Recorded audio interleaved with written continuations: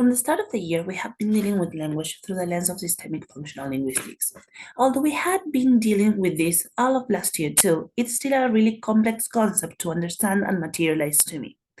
Understanding that register is how the context of situation affects texts seemed simpler to understand at first, but as with every topic, the deeper we went, the harder and more abstract it became. What I decently got was the idea of choice and how every choice we make as speakers and as listeners has meaning. When I was first presented with the instructions for the midterm, I thought about creating a man or a blob cut through with pieces of cardboard to represent every plane of register, field, mode, and tenor. But the more I thought about it, the less I liked it. It was too stiff, too rigid, too separated. That's when I decided to close my eyes and think about it. Think about register, think about field, tenor, mode. When I am speaking, when I am listening, when I am reading a text, how do they interact? They are the text, they also interact with it, with its context, and most importantly, with each other. That's why I decided to create this. Each of the parts are an entity by themselves. Put together, interacting, they create a whole. They can fit in many ways, they can be molded to each other, and most importantly, they are one of the same.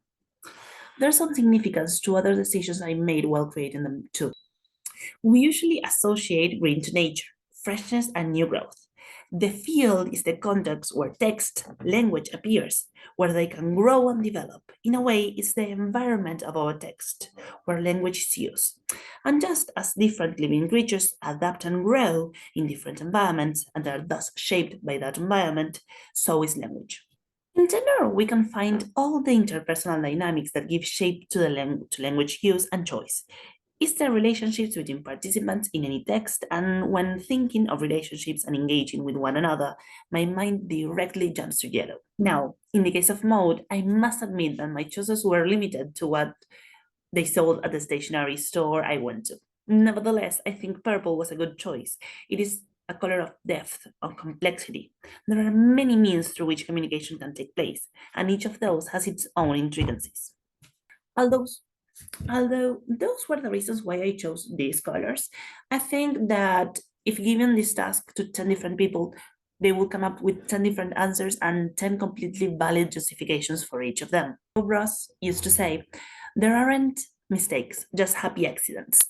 While trying to shape one to fit into the other, they got stuck together because I forgot to put clean wrap between them, and it got dusted with green. And I started thinking, what does that mean? Although we can try to see and analyze them as three separate entities, at the end of the day, they are all parts of the same thing. It's impossible to completely pull one away from the others. Another important aspect is that the shapes do not only fit into each other in one way. They can be puzzled into many different configurations and are different if seen from different angles. Field, tenor, and note behave in this very same way. They intertwine and transform to create meanings and fulfill various communicative intentions. To make it easier to transport, I let these ones dry, but I would have preferred to let it still be pliable, as I think this texture much better reflects the flexibility and of the nature of register.